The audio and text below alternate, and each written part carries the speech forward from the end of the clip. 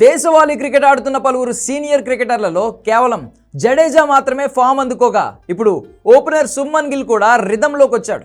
రంజీ మ్యాచ్లో శతకంతో చెలరేగి తనను తాను నిరూపించుకున్నాడు. కంగారు గడ్డపై 5 టెస్టుల సిరీస్లో ఓవరాల్గా 93 పరుగులు మాత్రమే చేయగలిగాడు. ఈ నేపథ్యంలో గిల్ ఆట తీరుపై తీవ్ర స్థాయిలో విమర్శలు వెల్లువెత్తాయి. అయితే బీసీసీఐ కొత్త రూల్స్ను పాటిస్తూ రంజీల్లోకి రీఎంట్రీ ఇచ్చాడు. కర్ణాటకతో మ్యాచ్ సందర్భంగా ఈ పంజాబ్ ఓపెనర్ బరిలోకి దిగాడు. అయితే తొలి ఇన్నింగ్స్లో మాత్రం నిరాశపరిచాడు. 8 బంతులు ఎదుర్కొని కేవలం 4 పరుగులే చేసి అవుట్ అయ్యాడు. గిల్తో పాటు పంజాబ్ మిగతా బ్యాటర్లు కూడా దారుణంగా విఫలం కావడంతో తొలి ఇన్నింగ్స్లో 55 పరుగులకే ఆల్అవుట్ అయింది. అయితే రెండో ఇన్నింగ్స్లో మాత్రం పట్టుదల కనబరిచాడు. 24 పరుగులకే 2 వికెట్లు కోల్పోయిన దశలో ఇన్నింగ్స్ చక్కదిద్దే బాధ్యత తీసుకున్నాడు. మూడో రోజు ఆటలో గిల్ సెంచరీతో చెలరేగాడు. 159 బంతుల్లో 100 పరుగుల మార్క్ అందుకున్నాడు.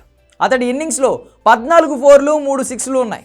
గిల్ ఓవరాల్గా 171 బంతుల్లో 102 పరుగులు సాధించగా మిగతా బ్యాటర్లు విఫలమయ్యారు. దీంతో గిల్ సెంచరీతో చేసిన ఒంటరి పోరాటం వృధాగా మిగిలింది.